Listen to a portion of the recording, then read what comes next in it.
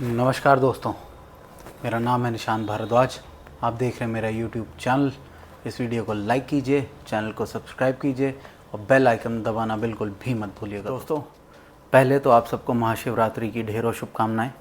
और दोस्तों, आज मैं आप लोगों से एक मुद्दे पर बात करना चाहता हूँ, अपने विचार रखना चाहता हूँ, जिस पर अब बात होनी बहुत ज़रूरी है। जैसे कि आप सब लोग तो जानते ही हैं कि लोकसभा चुनाव आ रहे हैं और उत्तर प्रदेश के अंदर कांग्रेस का गठबंधन हुआ है समाजवादी पार्टी के साथ, जिसमें 80 में से 17 सीट्स पे कांग्रेस लड़ेगी और बची हुई सीट्स पे समाजवादी पार्टी लड़ेगी। तो ये बात तो मेरे समझ के बिल्कुल परे है कि उत्तर प्रदेश में हम लोग अकेले चुनाव लड़ते क्यों नहीं हैं।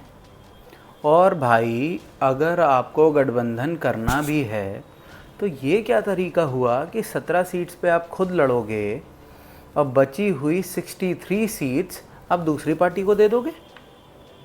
ये कौन सा गठबंधन करने का तरीका? चलिए दोस्तों, मैं ये समझ सकता हूँ कि जब चुनाव आते हैं तो पार्टी में बहुत सारे लोग चाहते हैं कि मैं चुनाव लड़ लूँ और सबको टिकट दे पाना पॉसिबल नहीं है दोस्तों, कि मैं समझता हूँ।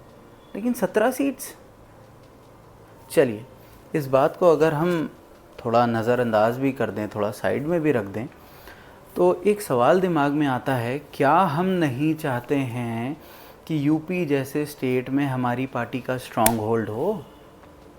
क्या हम नहीं चाहते हैं कि जिस हालत में आज हम हैं वहाँ से हम सुधरें और हम ऊपर आएं? और दोस्तों, मुझे तो ये नहीं समझ में बिल्कुल आता कि ये क्या बात हुई भाई कि आपने 17 सीट्स ले ली। क्या ये रॉकेट साइंस है समझना कि उत्तर प्रदेश में सपा की हालत हमसे कोई बहुत अच्छी तो है नहीं, 5 ही सीट्स तो हैं ना। ऐसा तो है नहीं कि 15-20 सीट्स हों।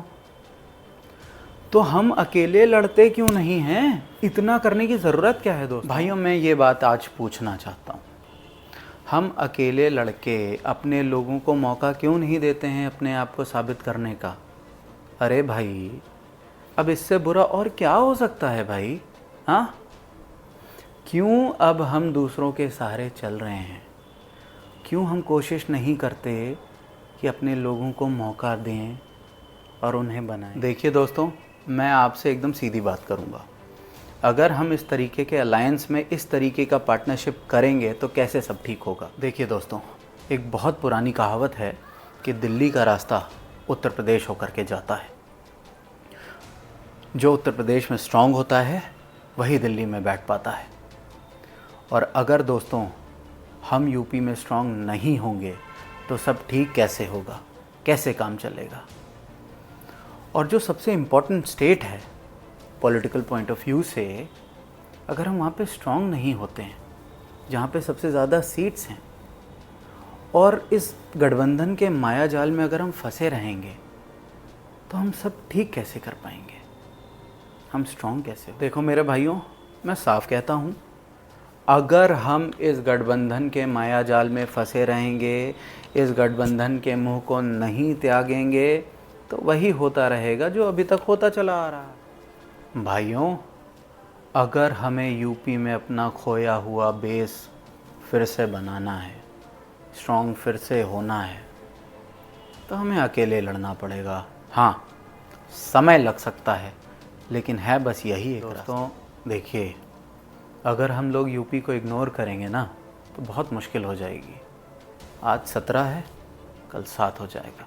भाइयों, अब 17 से काम नहीं चलेगा। और आज मैं अपनी लीडरशिप से रिक्वेस्ट करना चाहता हूँ कि लोगों को अपने आप को साबित करने का मौका दिया जाए, हार जीत का ना सोचा जाए, अपना खोया हुआ बेस बनाने का प्रयास किया जाए, मेहनत की जाए और कोशिश की जाए कि फ्यूचर के लिए, यूपी के लिए एक लीडरशिप को डेवलप किया जाए। धन्यवाद।